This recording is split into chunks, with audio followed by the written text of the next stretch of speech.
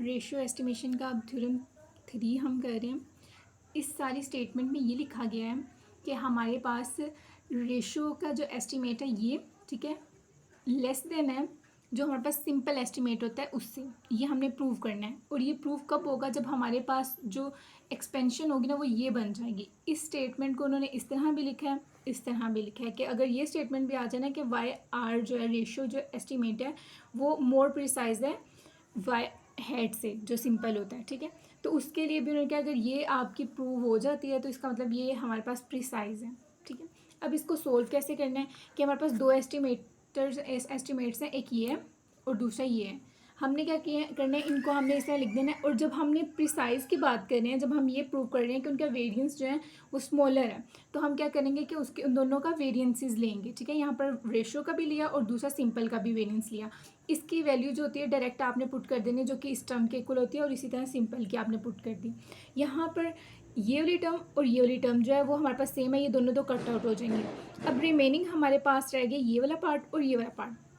अब यहाँ पर देखें हमने किस में जाना है, रो की टर्म में जाना है। अब यहाँ पर हमारे पास जो रिमेनिंग ये टर्म रह जाएगी, इसमें से आता है हमारे पास एस वाई एक्स, जो कि हमारे पास रो का फॉर्मूला क्या होता है, वो हमारे पास होता है ये S Y X divided by S X और एस वाई। यहाँ से हमने क्या करना है, एस वाई एक्स निकालना है, तो ये वाली टर्म दूसरी साइड पे चली जाएगी, मल्टीप्लाई हो जाएगी। वो वाली टर्म हमने उठा के यहाँ पर रिप्लेस कर दिया। अब रिप्लेस करने के बाद अब बाकी हमारे पास ये स्टेटमेंट रहेगी। यहाँ से ये वाली टर्म और ये वाली टर्म, ये दोनों हम दूसरी साइड पे लेके जाएंगे, जो कि माइनस की टर्म फॉर्म में आ जाएंगे। यहाँ से ये दोनों जो है सेम है, ठीक है, माइनस नेगेटिव साइन के साथ है, तो ये क्या हो जाएगी, कट आउट हो जाएगी, इनके इसका आंसर 0 आ जाएगा, तो वो हम नहीं लिखेंगे। उसके बाद हमारे पास ये वाली टर्म रहेगी। अब यहाँ पर देखें दोनों तरफ क्या है, हमारे पास नेगेटिव सिंबल है।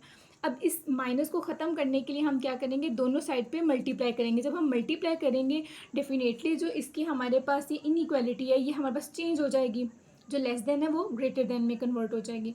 कन्वर्ट करने के बाद हमारे पास ये टर्म आ जाएगी, माइनस का साइन हम एलिमिनेट यहाँ पर कर देंगे दोनों साइड पर मल्टीप्लाई कराने के बाद। अब यहाँ से हमने क्या किया है कि हमने यहाँ पर सिर्फ रो को रखना है, बाकी सारी टर्म 1 बाय 1 करके हमने दूसरी साइड पे लेके जानी है। अगर आप थोड़े कैलकुलेशन में स्मार्ट हैं तो आप डायरेक्टली यहाँ पर सिंपली आप दूसरी साइड पे लेके जाएं और उसको कैलकुलेट कर लें, ठीक है। और अगर आप स्टेप वाइज करना चाहते हैं तो आप क्या करेंगे, सबसे पहले आर को लेके जाएंगे, आर इस वाले आर से कट आउट हो जाएगा, तो यहाँ पर सिर्फ एक सिंगल आर रह जाएगा। उसके बाद हमारे पास आ जाती है ये वाली टर्म रिमेनिंग रह जाती है। अब यहाँ पर आर का फॉर्मूला क्या होता है, आपको पता है जो सिंपल आर होता है इसके ऊपर हेड नहीं है। सिंपल आर जो होता है हमारे पास कैपिटल वाई बार और कैपिटल एक्स बार के इक्वल होता है, ठीक है। तो हमने वो लिख देना, यहाँ पर आर हेड का जो होता है फॉर्मूला वो बिल्कुल चेंज हो जाता है, ठीक है। तो ये आपने ख्याल रखना है यहाँ पे। उसके बाद आपने वाई कैपिटल लिख दिया, एक्स कैपिटल लिख दिया। ये वाली जो टर्म है टू रो के अलावा 2 एस एक्स एस वाई ये दूसरी साइड पे लेके चले जाएंगे हम।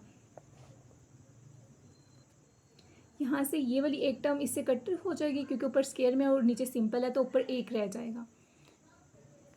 उसके बाद क्या करेंगे, अब ये हमारे पास टर्म रह जाएगी। अब इस एक्स बार को हम ऊपर ले जाएंगे, वो हमारे पास बन जाएगा, ये टर्म बन जाएगी। आपको पता है ये टर्म किसके इक्वल होती है, कोफिशिएंट वेरिएशन ऑफ एक्स के, और नीचे जो S Y divided by capital Y है वो हमारे पास हो जाती है कोफिशिएंट वाई के इक्वल होती है। तो वो हम रिप्लेस कर देंगे, तो हमारे पास ये प्रूव हो जाएगा कि हमारे पास जो वाई आर हैट रेशियो का जो है वो हमारे पास मोर प्रिसाइज है देन सिंपल जो वाई हैट होता है उससे।